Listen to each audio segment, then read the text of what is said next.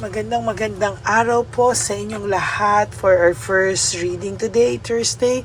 Tingnan po natin kung ano po ang makikita natin ngayong 4 a.m. dito sa Pilipinas. Tingnan po natin kung ano po ang makikita natin sa first reading of the day.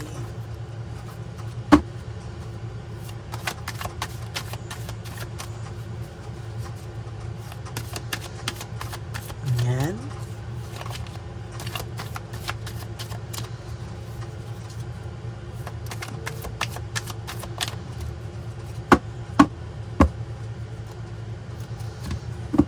Okay.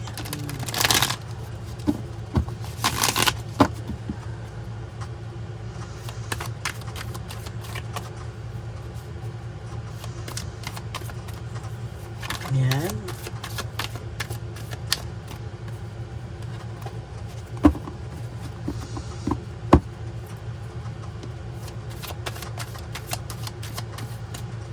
Pili po tayo ng 10. 1, 2, 3, 4, 5, 6, 7, 8, 9, and 10.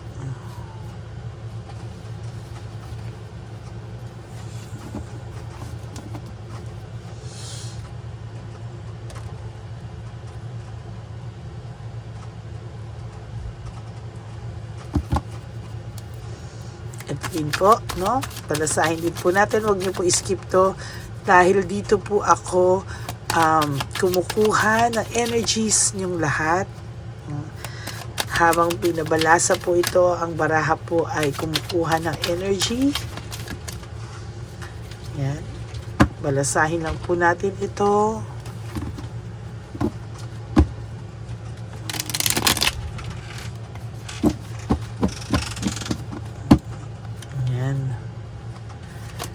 Last po.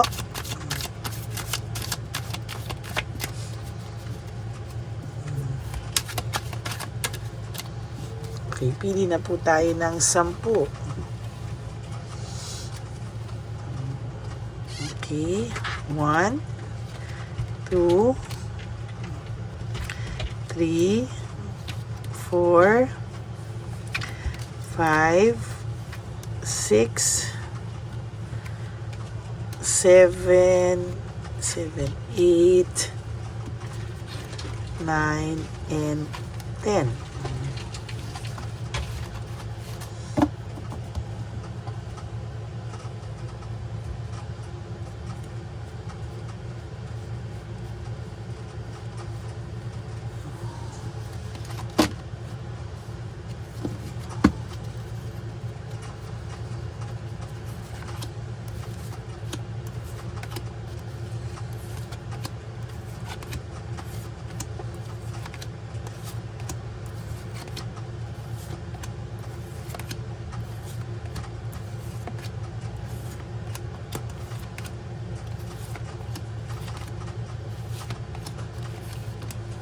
Okay. Tingnan na po natin anong makikita natin ngayon. Ayan, tingnan na po natin. Oops! No, the lovers, no? Naiisip niya po ngayon talaga yung partnership na pinagsamahan nyo. Alam nyo po, I think this is a continuation again of last, nung kahapon, ano. Kasi sa nakikita ko po, ang naiisip niyo po sa person nyo ay kinalimutan na kayo. Ang naiisip niyo po sa person nyo somehow ay parang hindi na kayo inintindi, ginusting na kayo, binasura na kayo. Nagkaroon siya bigla ng iba. Nagulat ka na lang po, no, na meron na po tong iba. Pero somehow po, no, ay mataas lang po talaga ang pride and ego nito. At talagang pinaninindigan na lang po niya kung ano man po yung kanyang maling naging desisyon.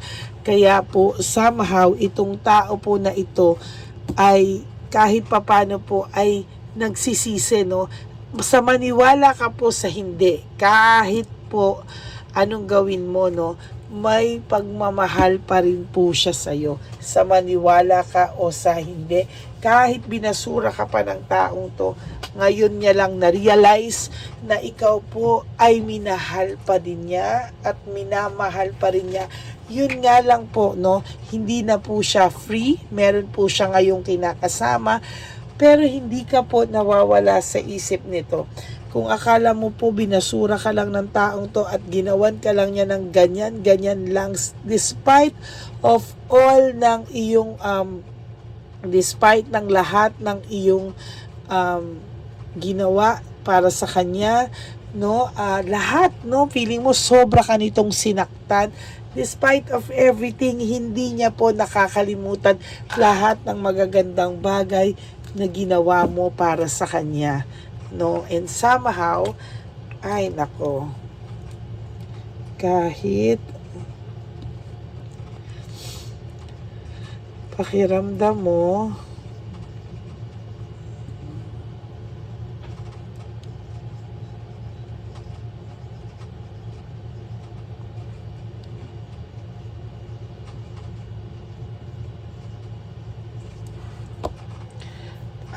kahit pakiramdam mo binasura niya lang ang lahat,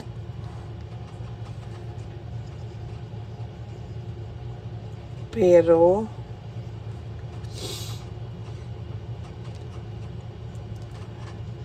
mahal ka pa din niya.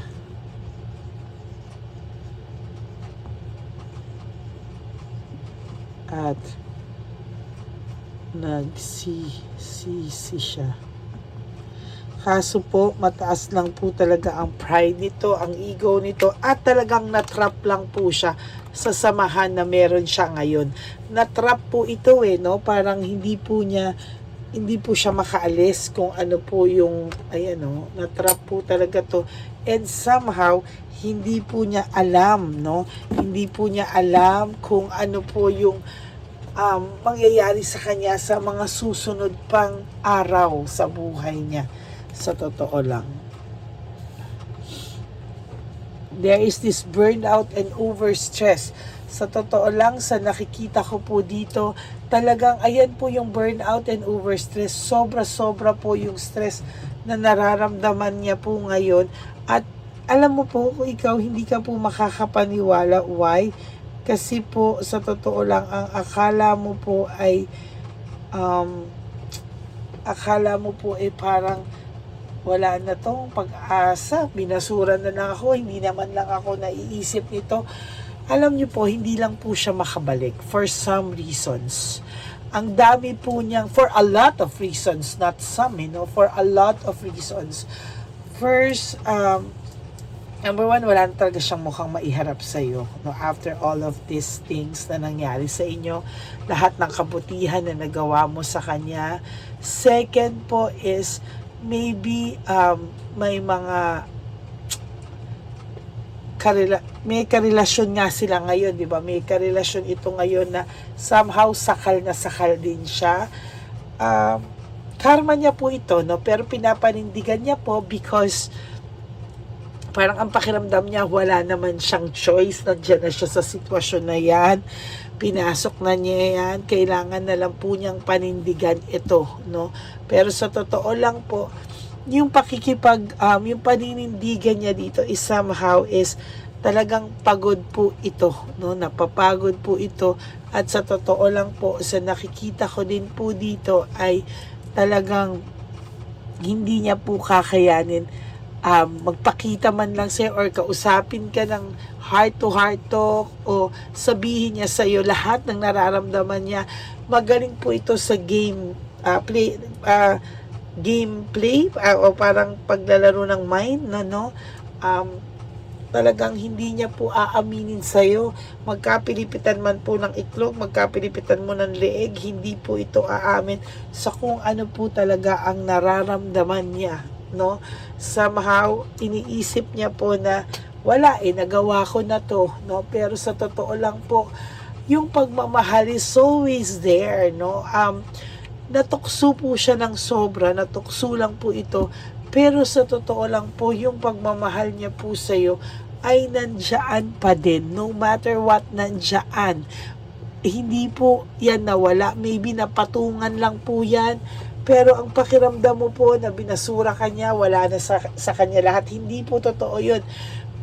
Hindi mo po alam kung ano ang nangyayari sa kanilang dalawa, sa relationship nila. Kung akala mo masaya siya, akala mo no, araw-araw na ginawa ng Diyos, mabibilaukan ka na lang po dahil pinag-aawayan ka nitong dalawang to. Kung akala mo po ay baliwala na ikaw sa relationship nila, no, you are the main character of their relationship.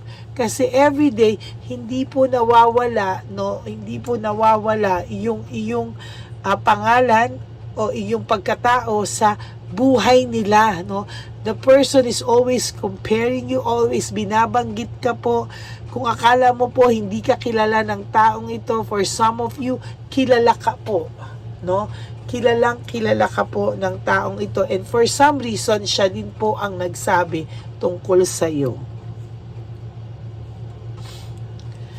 There's lack of direction. Walang direksyon. Hindi alam saan patutunguhan ng direksyon, ano? Hindi po alam kung saan, paano, kailan, no? Yan po ang nakikita ko dito, no? And somehow hindi po madali, no? Hindi po madali na magtuloy sa ganitong klaseng relationship. But talaga pong sa nakikita ko ay talaga pong sinusurvive niya lang po, no, for the wrong reason, na isipin na siya talaga ang may problema, no. Iniisip niya din po na baka failure siya sa mga relationship because of him or her, no. Home conflict, lack of support, gulong-gulo po ito, no. Hindi niya po alam ano po ang gagawin niyang next step, no. Parang sinurrender niya na lang din po, bahala na bukas, bahala na kung anong mararamdaman ko. Somehow I feel siya po mismo yung nagbetray sa sarili niya. Siya po mismo yung hindi niya po alam kung ano po ang gagawin niya, sa totoo lang, no. Yan, no. Avoiding conflict, sa totoo lang po, hindi niya din po maintindihan yung sarili niya. Bakit po ito? Bakit po, ayan, no? Hindi niya po maintindihan yung sarili niya. Somehow, iniisip niya po na sana daw po talaga ay naging maayos siya. Sana daw po ay pinag-isipan niya muna yung mga bagay-bagay bago siya nagdesisyon sa isang bagay, bago siya tumalon, bago siya umalis sa sitwasyon na meron kayong dalawa. Somehow, hindi man normal ang sitwasyon nyo. But, sa'yo po siya nakaramdam ng kasiyahan na hindi niya po pinaramdam sa'yo, no? For some reason, maybe naramdaman mo, pero hindi po yun yung totoo pa, ano. There's a lot more na nakatago sa kanya, and sa totoo lang po, hirap na hirap po ang taong ito, no, because hindi niya po alam kung ano yung gagawin niya, lalo na po sa mga susunod pang panahon. High level of scrutiny, sa totoo lang po, ang taong ito o ang person na to ay sunod-sunod ang kamalasan, sunod-sunod ang lungkot. Actually, mababalitaan mo na lang po, no? Kahit hindi niya po pinapahalata, kahit hindi niya po masyadong kinukwento, but there will come a time na merong magbabalita sa iyo, whether you like it or not. Lilipad po lilipad po sa iyo ang balita, no? Lilipad po talaga ang balita sa iyo.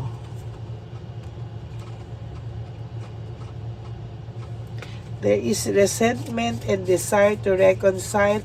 Sa totoo lang po, may nakikita po ako dito na may resentment po talaga siya and desire to reconcile, but hindi niya po maisakatuparan, no? Hindi niya po maisakatuparan, and parang iniisip mo po wala na kayong pag-asa, no? Ayaw mo na pong umasa, ayaw mo na pong tinanggap mo na po sa sarili mo na hanggang dito na lang kayo, no? Pero alam mo po, there will come a time na magtatagpo ang landas nyo.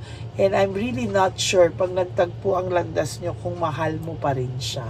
Ay, pag-ibig. Yan, ano? Hindi ko po alam kung talagang by that time, kung gusto mo pa po siya, kung during the time na yan ay open ka pa rin tanggapin siya, o tuluyan nang naging okay yung buhay mo at ayaw mo nang bumalik sa ganitong klaseng sitwasyon sa inyong dalawa. Matigas kasi ang ulo nito no? Ngayon, there is coldness between him or her or the person, the third person sa inyo. May coldness po, no? Pero dahil sa matigas ang ulo niya, nag-i-stay pa din siya para po hindi lumabas na siya yung failure sa relationship, no? And somehow, ito pong relationship na to ay bigla ang relasyon lamang. Hindi naman po talaga ito yung talagang nagsimula sila nang wala silang nasaktan, no? May nasaktan po kasi silang tao.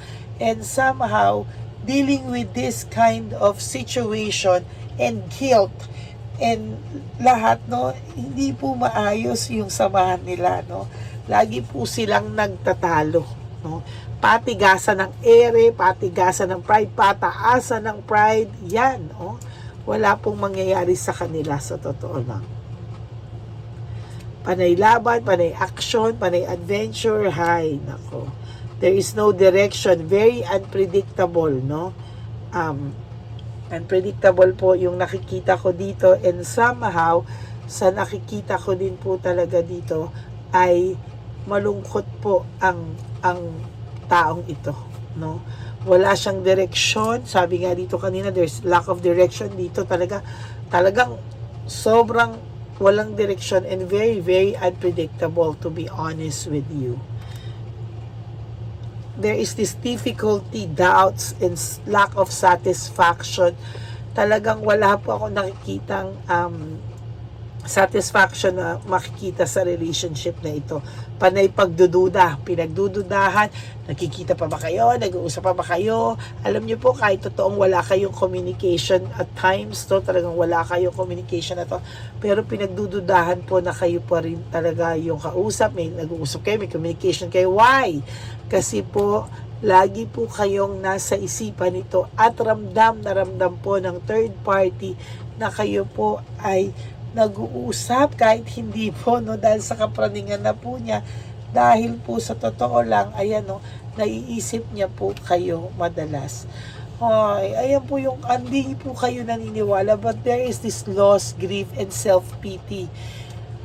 Ayan, no, duluksari naman po siya sa pagkawala mo, sa pagtatapos ng inyong samahan, nakasalanan niya po, and somehow sabi niya, it is really my fault, but I blamed you, no?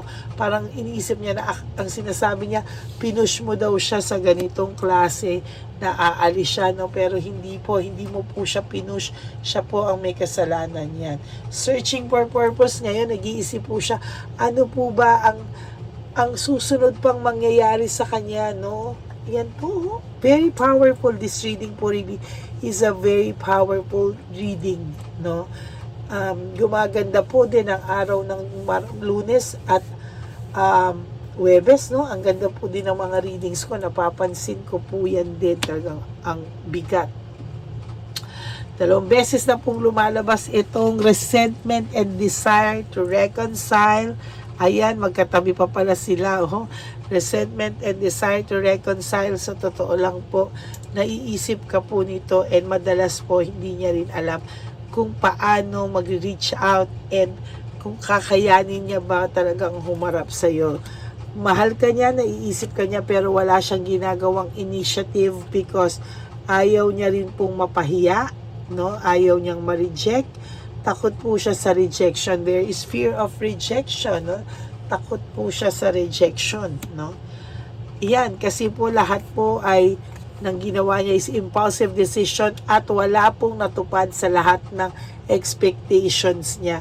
Akala niya po magiging okay, magiging masaya, but hindi din po, no? Sa totoo lang, lumagapak po yung expectation niya, and very unachievable, no? Loss of balance, very disorganized, overwhelmed po ang taong ito. Disorganized siya sa buhay niya ngayon, hindi niya po alam bakit. Sa nakikita ko po dito, meron po akong nakikitang gusto niya pong mag-recover, gusto niya pong magkaroon ng improvement ang buhay niya, pero hanggang ngayon po, parang feeling niya malas-malas lang ang nangyayari sa kanya. And siya na po ang nakakaisip na baka karma na po niya ito. No? Siya na po ang nakakapag-isip, no? At lahat po ng nangyari sa kanya out of pananakit niya po sa iyo ay disappointment. Yan, no? Disappointment po ang kapalit ng lahat ng impulsive decision niya, mga hindi niya pinag-isipan at sinaktan ka niya. Ngayon lahat po ay disappointment po, no? Kung akala niyo po masaya ito sa mga post niya, masaya ito, mababalitaan niyo po na hindi po siya masaya. Okay? That is your first reading for today. Kahit pakiramdam mo, binasura niya lang ang lahat, pero mahal ka pa din niya at nagsisisi siya. No, yan lang din po kasi ang gusto mong isipin na binasura niya because nasaktan ka po. And I totally agree with you. Masakit po talaga yung ginawa niya sa'yo at nag-iwan po ng marka sa puso mo. Pero sabi ko po sa iyo, hindi naman po ito hayop, no? Tao rin po ito na may damdamin. Kahit po naghahayup-hayupan lang siya po ay still tao po siya na may pakiramdam, no? So that's it for your first reading of the day. For those of you po who would like to have a private reading with me, you can message me po at Ladyly Elena. That's Ladyly Elena. Nasa dulo po yan ng ating video. Diyan nyo lang po ako matatawagan. That's my only official and legit FB account. Maraming salamat po sa inyong lahat. And sa lahat po ng aking mga subscribers, ang aking ever loyal and solid Lady Elena friends, family, and subscribers, know that I love you all so much. Talaga pong yung pagiging grateful ko po sa inyong lahat ay talagang I will carry it talaga po, no? At ramdam na ramdam ko po talaga yung pagmamahal nyo. Kaya maraming salamat po sa inyong lahat. And of course, please, no, ang tanging lambing ko lang po sa inyo is please no skipping of ads. Tulong nyo na po yan sa ating channel. Kaya maraming salamat po sa inyong lahat. God bless you all. Sabi ko nga po sa inyo that life is so short, don't make it shorter by stressing yourself from all the pains and heartaches na binigay sa inyo na kahapon. Just surrender everything to the divine universe and just let go and let God write your life and love story. I will be back po for another set of reading. Huwag po kayong malulungkot. Magbabalik po ako para sa second reading of the day. Ayan. And of course, for those of you po who would like to give me a super thanks for this video, I would really love and appreciate that from the bottom of my heart. Ayan. Sana po ay napanood nyo na po ang reading natin kagabi, yung third reading of the day, and itong first reading bago po kayo tumakbo sa second reading of the day. And of course, please help me reach 20,000 subscribers po. Please po, no, maraming salamat po. And then, someday po, no, tulungan nyo rin po akong maka-silver button. Salamat po. And thank you so much po from the bottom of my heart. May God bless you all today. And I will all see you again on my next reading. Thank you very much po. I love you all. God bless you.